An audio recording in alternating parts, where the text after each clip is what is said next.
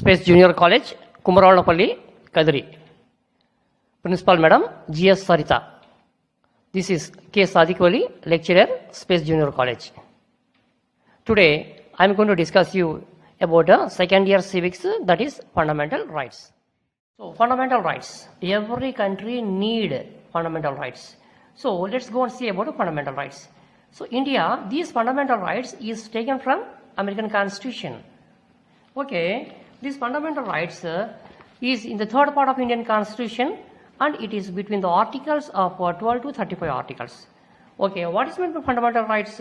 Every country need fundamental rights. The basic laws and rules, organization of a country is known as fundamental rights. Okay, these fundamental rights are very, very useful for in our country. Okay, definition. Now, fundamental rights are essential human rights that are offered to every citizen irrespective of caste, race, creed, place of birth, religion are gender. So దేశంలో నివసిస్తున్నటువంటి ప్రతి పౌరుడికి కుల, మత, వర్గ, ప్రాంతీయ, పుట్టిన ప్రాంత భేదాలు లేకుండా దేశంలో అందరికీ హక్కులు, వీటిని వాళ్ళ ప్రజలు అందరూ సంతోషకరమైన జీవితం గడపడం కోసము the peoples wanted to lead luxurious and good life, they need fundamental rights. That is the protection of fundamental rights. Fundamental rights are 6. That is the right to equality అనగా సమానత్వపు హక్కు, రైట్ టు ఫ్రీడమ్ అనగా స్వేచ్ఛ హక్కు, ఆ తర్వాత మనము right against exploitation అంటే పీడనాన్ని నిరోధించే హక్కు, అటు తర్వాత right to freedom of religion మత స్వాతంత్రపు హక్కు, అలాగే కల్చరల్ అండ్ ఎడ్యుకేషనల్ రైట్స్ అంటే సాంస్కృతిక విద్యా విషయపు హక్కు, ఆ తర్వాత రైట్ టు కాన్స్టిట్యూషనల్ రెమెడీస్ రాజ్యాంగ పరిహారపు హక్కు. ఈ 6 హక్కులని ఇప్పుడు మనము దీని గురించి డిస్కస్ చేయబోతున్నాం. నెంబర్ 1 రైట్ టు ఈక్వాలిటీ అంటే సమానత్వపు హక్కు అని అర్థము. ఇది ఈ ఆర్టికల్ 14 నుండి 18 లోపల వ్రాయబడింది. సో అట్ ఫస్ట్ నా ఇప్పుడు సమానత్వపు హక్కు గురించి చూసుకుందాం. Article 14 it explains as all the citizens are equal before the eyes of law. That is prohibition of discrimination అంటే ప్రజలందరి మధ్యలో ఉన్నటువంటి తారతమ్యాలను తొలగించడము.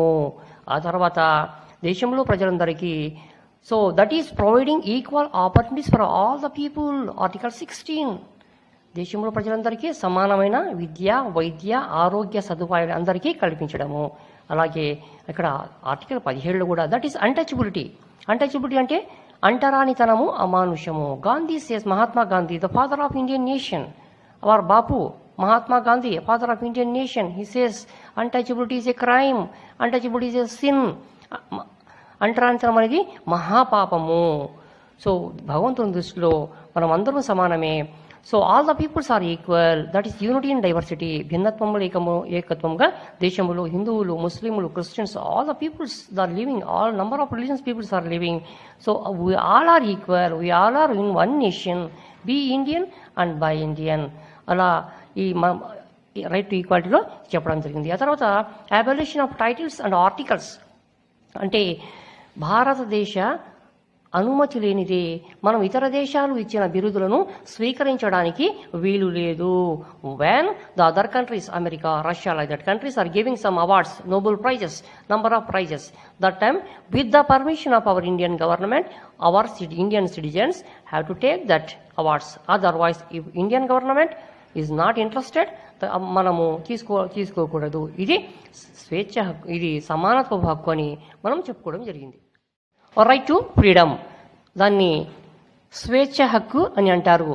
భారత రాజ్యాంగంలో ఇది ఆర్టికల్ 19 నుండి 22 లోపల, between the articles it is 1922. So 6 స్వేచ్ఛ హక్కులు ప్రతి పౌరుడికి ఉన్నాయి. So at first that is 6 freedoms of every citizen. Number 1, all citizens shall have the rights to freedom of speech and expression.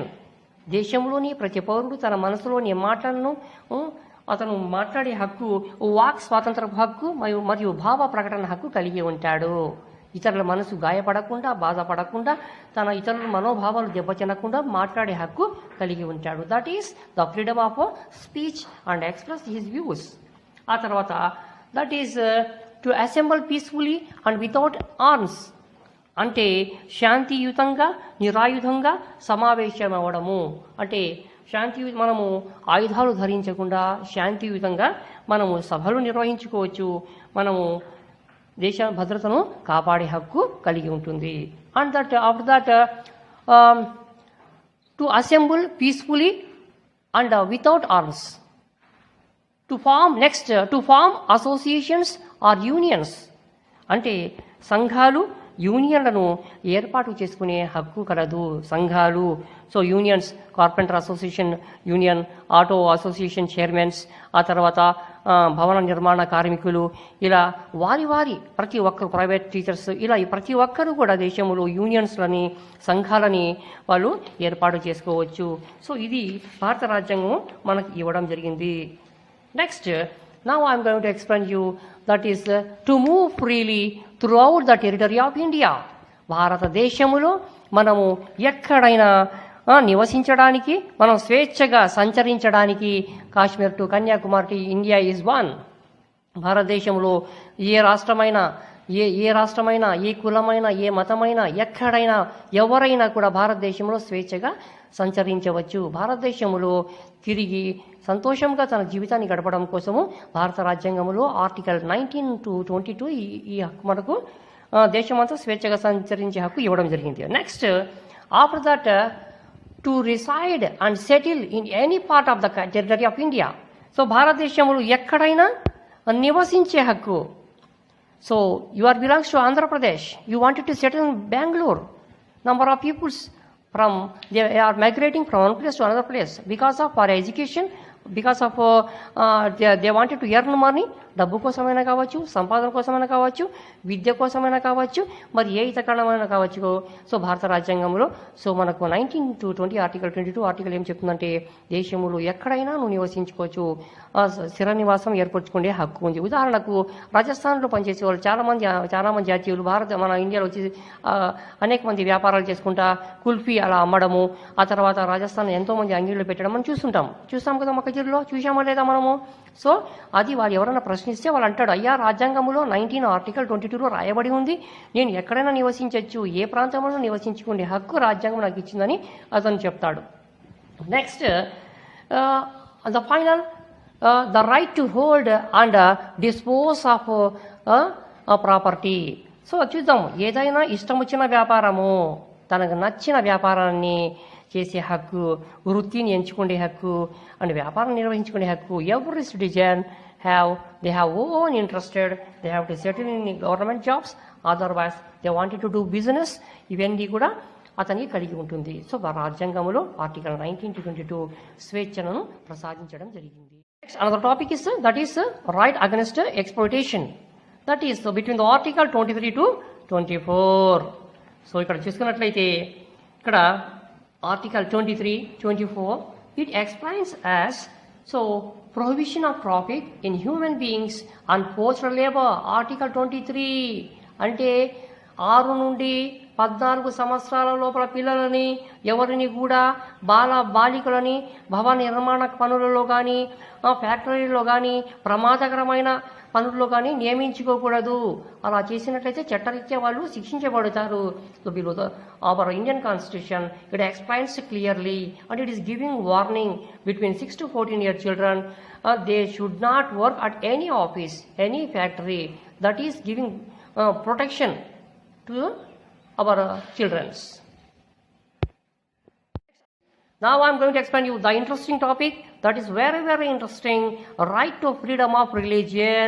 According to Indian Constitution, Article 25, it explains as all the citizens are equal before the eyes of law. India is secular state. భారతదేశము లౌకిక రాజ్యము. కుల, మత, వర్గ, లింగ, జాతి, మత భేదాలు లేకుండా ఏ కులమైనా, ఏ మతమైనా, ఏ ప్రాంతమైనా, ఏ రాష్ట్రమైనా దేశంలోని ప్రజలందరూ అన్ని కులాలు, అన్ని మతాలు సమానము. All the citizens are equal before the eyes of law. Government is not giving any special facility for any caste. So all are equal. Right to freedom of religion, it is very excellent. So they wanted to, for example, the Muslims is in India. They wanted to they wanted to go somewhere for they wanted to conduct some religious things. So government is giving permission.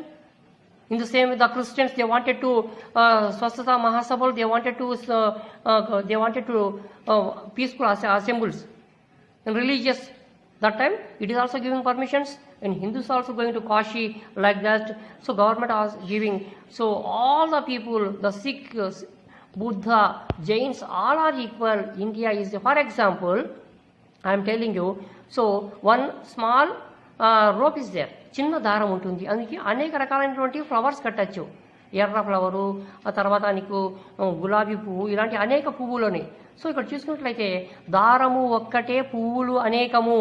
So దేశము ఒక్కటే, దారాన్ని దేశంతో పోలుస్తున్నాం, ఇక్కడ ఫ్లవర్స్ని కుల మతాలతో పోలుస్తున్నాము. దారము ఒకటే, flowers అనేకము. ఇలా ఒకే దేశములు, ఒకే దారములు అనేక కులాలు మతాలు ఎలా ఉన్నాయో, ఇన్ ద సేమ్ వే దేశములు అన్ని కులాల ప్రజలు, కాశ్మీర్ టు కన్యాకుమారి అన్ని కులాలు అన్ని మతాలు ఒకే దేశం కింద వస్తారు. దేశ రక్షణ కోసం తమ ప్రాణాలైనా ఇవ్వడం కోసం సిద్ధంగా ఉంటారు. That is right to freedom of religion. It is excellent. Article 25 it was given. So it is giving protection for all religions.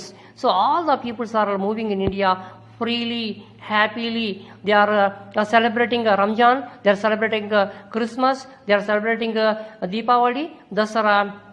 So full of freedom is Indian constitution is given for all the caste. So it is, especially it is providing for welfare of the people, sake of the people. So our India is a very good constitution. There is no any other constitution like Indian constitution. It is very huge constitution. So భారతదేశంలో నివసిస్తున్న స్వేచ్ఛగా ప్రజలు ఏ దేశంలో కూడా నివసించడం లేదు. I'm going to explain you cultural and educational rights. As India is a country of many languages, religions and cultures, the constitution protects the rights to the minorities. అంటే దేశములో అల్పసంఖ్యాకుల హక్కుల పరిరక్షణ. మైనారిటీస్ అంటే ముస్లింలు, క్రిస్టియన్లు, బుద్ధులు, జైనులు. దేశములో జనాభాలో తక్కువగా ఉన్న శాతం ఉన్న ప్రజల్ని ఆంగ్లంలో మనం మైనారిటీస్ అంటాము, ఇంగ్లీష్లో, మన తెలుగులో అల్పసంఖ్యాకుల హక్కుల పరిరక్షణ. వారిని కూడా భారతదేశంలో జీవించే హక్కు ప్రసాదించడము. యూనివర్సిటీలో కానీ ఎక్కడైనా కూడా వాళ్ళని మతపరంగా అల్పసంఖ్యాకంగా వాళ్ళని నిరోధించడానికి వీలు లేదు. In any university, in government job. So the government is giving protection and encouragement and facility for all the religions. That is government is giving protection to the minorities. Any community which has a language and a script of its own has the right to conserve and develop them. అటు తర్వాత చూసుకున్నట్లయితే మనము ఇక్కడ సాంస్కృతిక విద్యా విషయపు హక్కు. ఇది భారత రాజ్యాంగంలో 30వ ఆర్టికల్లో ఇది రాయబడి ఉన్నది. సో భాషాపరంగా కానీ మతపరంగా కానీ ఎవరిని కూడా మనము ఇక్కడ తక్కువ చేయకూడదు. సో ఈ రాజ్యంలో వారికి ఆర్థిక సహాయాన్ని కల్పించడము, మతం, విద్య, సాంస్కృతికమైన హక్కులన్నీ అధిక సంఖ్యాకులతో పాటు అల్పసంఖ్యాకులు కూడా గవర్నమెంట్ కల్పించడము. వీరికి ఆ విషయంలో మత, భాష, ప్రాంతీయ అంశాలే ఆటంకాలుగా ఉండకూడదు. That's ways excellent cultural and educational rights for all the citizens, those who are living in India, whether they belongs to minorities. Now I am going to explain you about constitutional remedies. Rajyanga Pariharapu Hakku. According to the Indian Constitution, Article 32 explains us Article 32, it is very, very important. Article 32 of the Indian Constitution gives the right to individuals to move to the Supreme Court to seek justice when they feel that their right has been unduly deprived, and unless there is some constitutional amendment, the rights guaranteed with the article cannot be suspended. అంటే దీనిని దేశంలో నివసిస్తున్న ప్రజలందరికీ ఇది వర్తిస్తుంది. ఎవరికైనా అన్యాయం జరిగినప్పుడు that is habeas corpus. What is meant by habeas corpus? Without reason, any person should not arrested by the policeman, if he was arrested by the policeman, he have to surrender him within 24 hours near the judge. Habeas corpus అంటే ప్రజల హక్కులని రక్షణ కల్పిస్తుంది. దీని గురించి చూసుకున్నట్లయితే doctor BR Ambedkar ఏమనంటే the very soul of the constitution and the very heart of it by doctor BR Ambedkar. ఇది రాజ్యాంగానికి ఆత్మ వంటిది ఇది అని మన డాక్టర్ బిఆర్ అంబేద్కర్ గారు చెప్పడం జరిగింది. సో ప్రజల హక్కులని కాపాడుతుంది. Next mandamus means what? So ఎవరైనా కూడా కోర్టు ఆజ్ఞ, ఇది కోర్టు ఆజ్ఞని ప్రతి ఒక్కరూ పాటించాల్సి ఉంటుంది. ప్రజల హక్కులని న్యాయస్థానాలు, సుప్రీంకోర్టు కానీ, హైకోర్టు కానీ మన ప్రజల యొక్క ధన మాన ప్రాణానికి రక్షణ కల్పిస్తుంది. ఎవరికైనా అన్యాయం జరిగినప్పుడు అలాంటప్పుడు వాళ్ళు కోర్టుని ఆశ్రయించవచ్చు. So all the courts, that is Supreme Court and High Court, they are giving protection to all the citizens. It is very, very important. It is very useful for all the peoples those are living in India. It is the soul of Indian Constitution. Number of peoples are protected by this right. Now I am going to explain you about that. In previous time, that is the right to property is there. ఒకప్పుడు ఆస్తి హక్కు కూడా ఉండేది. కానీ and I wanted to discuss another thing, that is right to property under article 31. So ఇక్కడ చూసుకున్నట్లయితే మనము ఆస్తి హక్కు కూడా మన ఇండియాలో ఉండేది అనమాట. ఆ తర్వాత 1978 in 44th amendment, this is right to property is removed from Indian Constitution. దీనిని 1978 సంవత్సరంలో 44వ రాజ్యాంగ సవరణ ద్వారా ఈ 31వ ఆర్టికల్ని ఆస్తి హక్కు నుండి తొలగించడం జరిగింది. దీన్ని చట్టబద్ధమైన హక్కుగా దీన్ని మార్చడం జరిగింది. దీనిని ఒకవేళ ఆస్తి సంపాదించినట్లయితే అతను దానికి ఇన్కమ్ ట్యాక్స్, దానికి లెక్కలు చూపించడం ఉంటుంది. 1976 వరకు కూడా రాజ్యాంగంలో ఉండేది. 1978లో రాజ్యాంగం నుండి దీన్ని తొలగించి దానిని 44వ రాజ్యాంగ సవరణ ద్వారా దీన్ని మన రాజ్యాంగం ఆస్తి హక్కుని సంపూర్ణంగా రద్దు చేయడం జరిగినది. దీన్ని చట్టబద్ధమైన హక్కుగా కానీ ప్రాథమిక హక్కుగా కాకుండా చట్టబద్ధమైన హక్కుగా ఇది మిగిలిపోయింది. స్టూడెంట్స్, ఈరోజు మనము ఈ రైట్ టు ఇక్కడ మనము ఈ ఫండమెంటల్ రైట్స్ గురించి ఇక్కడ డిస్కస్ చేసుకున్నాము.